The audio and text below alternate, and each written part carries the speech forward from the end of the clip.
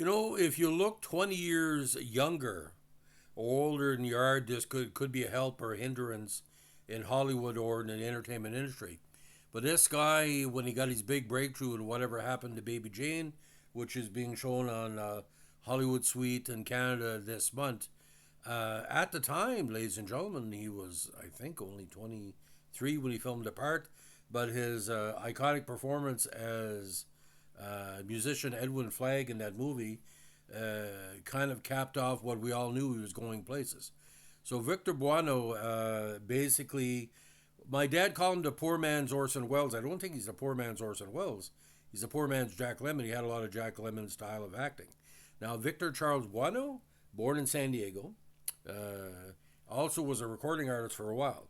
He was best known for playing the villain King Tut in the TV series Batman between 66 and 68. Of course, the infamous Night Gallery episode where he was trying to fill a need for a temporary replacement for his secretary. And again, Edward Flagg and whatever happened to Baby Jane. Now, for that movie, it earned him an Academy Award and Golden Globe nomination. A lot of people thought he was ripped off at the Academy Awards. He should have won, and I tend to agree. He was a busy actor from his late teens until his death at the age of 43, and with his large size and sonorous voice, he made a career of playing men much older than he was. Now, with the modern information coming out since his passing, it was kind of, a hidden secret that he was one of the most closeted gay actors in Hollywood. I don't think his sexuality should be even considered in this because gay or straight, the way he played a part, only Victor Buono could play that.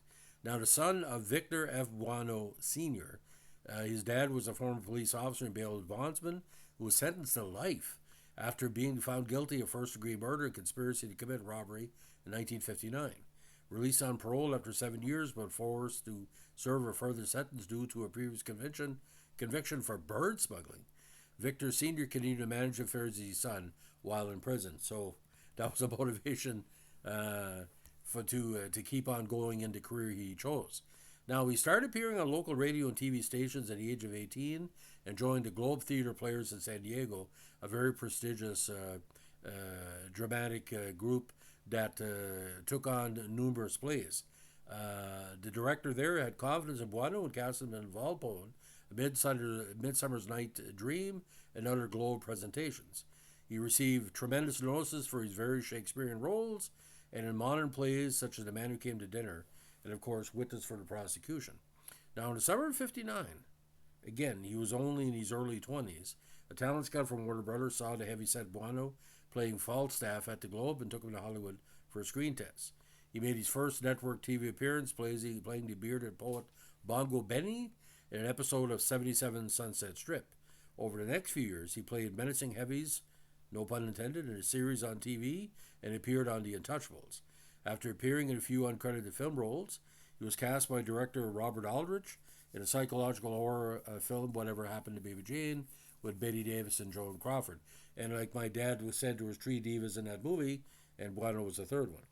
The film starred again Davis and Crawford, and Buono played a hapless musical accompanist Edwin Flagg, a performance which stunned the critics and drew much popularity at the theaters, and again the double nomination at the Globes and the Academy Awards.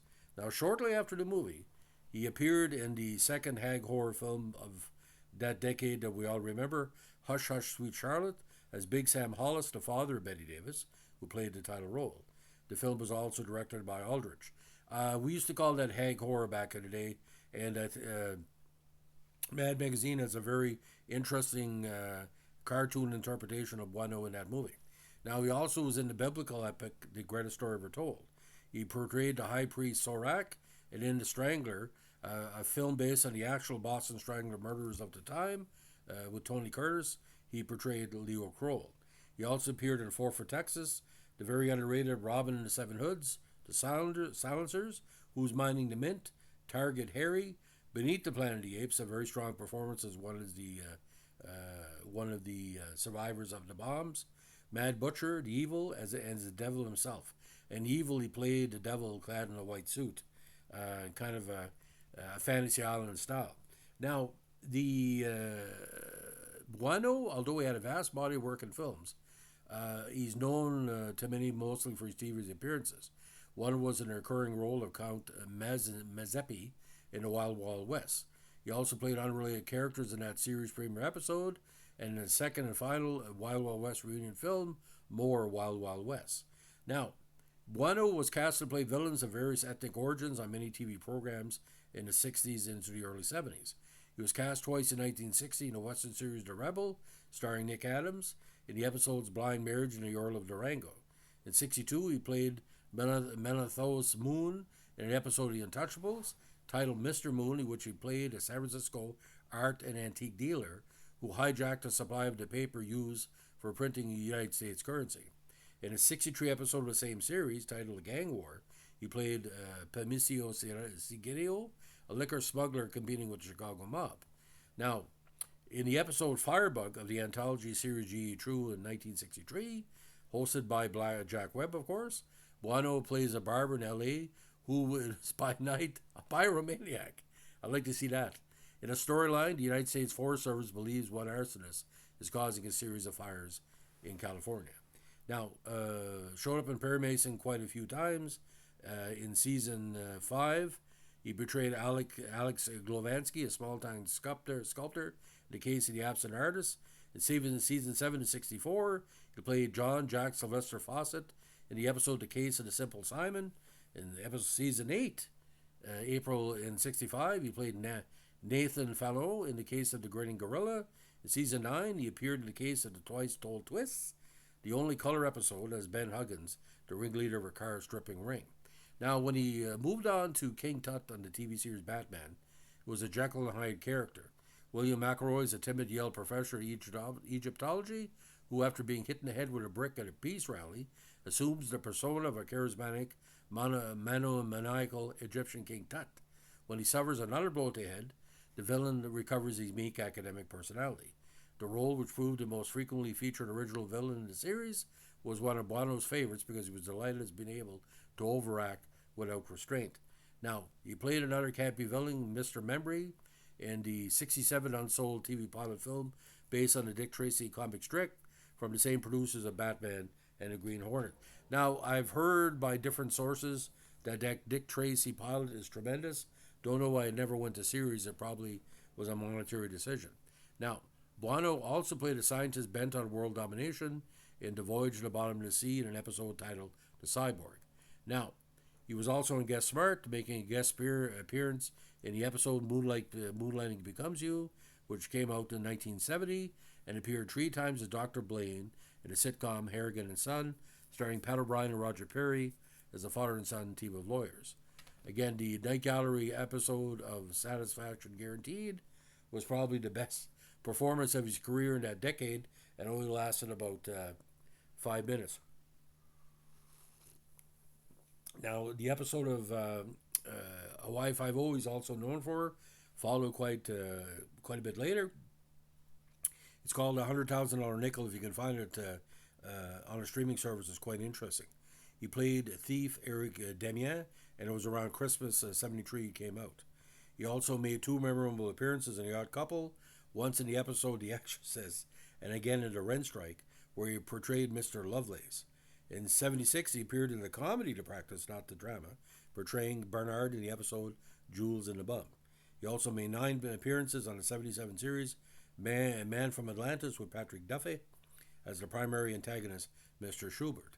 Now, Buono had always a good sense of comedy, and I think because of demand from his agents or his employers, he eventually released several comedy record albums which poked fun as his large stature, the first of which was Heavy!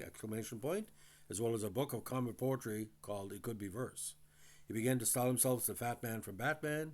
During guest appearances on The Tonight Show starring Johnny Carson, he frequently recited his poetry. The most popular of his poems was Fat Man's Prayer, a work often erroneously attributed to Dom DeLuise or Jackie Gleason. It included many widely quoted couplets such as, "We are what we eat," said a wise old man, and "Lord, if that's true, I'm a garbage can. And older margarine I'll never mutter, for the road to hell is spread with butter. And the cake is cursed, and the cream is awful, and Satan is hiding in every waffle. Give me this day my daily slice, but cut it thin and toast it twice. Now, in the late 70s and 80s, he played the millionaire father of the memory impaired Reverend Jim Ignatowski on Taxi. A lot of people thought this appearance was going to lead to an Emmy, but never did. Lloyd, the actor portraying his son, was the same age of Buono, who died before the end of the series. One episode was made where Jim learns to cope with his father's death. In 1980, Buono appeared in the TV film Murder Can Hurt You as Chief Ironbottom, a parody of the title character from Ironside. He's later roles for more pompous intellectuals and shady con men, although he also played straight roles. In the miniseries Backstairs at the White House, he portrayed President William Howard Taft, a great performance, by the way. Buono also appeared on 4 different episodes of Vegas, with Robert Urich playing a sage and yet also streetwise Las Vegas casino high roller named, of course, Diamond Gem. Now, unfortunately, he was found dead at his home in Apple Valley, California on New Year's Day 82, and he passed away of a heart attack. He's entombed with his mother, Myrtle, in Greenwood Memorial Park in San Diego, but his name is not inscribed on the crypt. Now, Buono was an alumnus of the University of San Diego. Now, an avid reader and writer, one of his main interests, of course, was Shakespeare. The more you study him, he said, the greater he grows. He was also highly regarded as a noted gourmet chef.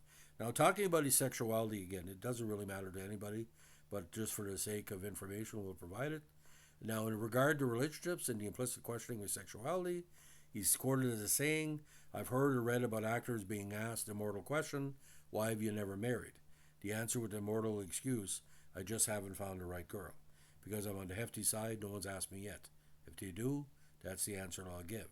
After all, it was good enough for Monty Cliff or Sal Mineo. Buono, of course, was closeted, like most gay actors at the time, but lived with boyfriends, and referred to himself as a conscientious objector, in the morality revolution in the 1960s. Of course, the Feud miniseries with Sarandon and Jessica Lange talk about, allegedly, this is just a unconfirmed story, that Betty Davis saved Buono from a gay raid at a location near the filming of the movie. And all I can say, ladies and gentlemen, he was himself, and if he was gay or straight, it really doesn't matter, because his creativity came from his nine, not from mine, not from his cock. So that's all we're going to say about that. So filmography, of course, The Story of Ruth, Whatever Happened to Baby Jane, My Six Loves, Four for Texas, The Strangler, Robin and Seven Hoods, Hush Hush Sweet Charlotte, The Greatest Story Ever Told, Young Dillinger, a very underrated movie, The Silencers, Who Minding the Mint, Target Harry, Big Daddy, Boot Hill, Beneath the Planet of the Apes, Up Your Teddy Bear, The Mad Butcher, The Man with Icy Eyes, Temporada Salvaja, The Wrath of God, Goodnight My Love, Northeast of Soul, Arnold, Moonchild, The Chinese Caper, The Evil, we had a cameo appearance, Better Late Than Never, The Man with Bogart's Face, of course, also known as Sam Marlowe, Private Eye, Murder Can Hurt You, and The Flight of Dragons, and that was his final film role, The Voice. TV, every major series pretty much was on.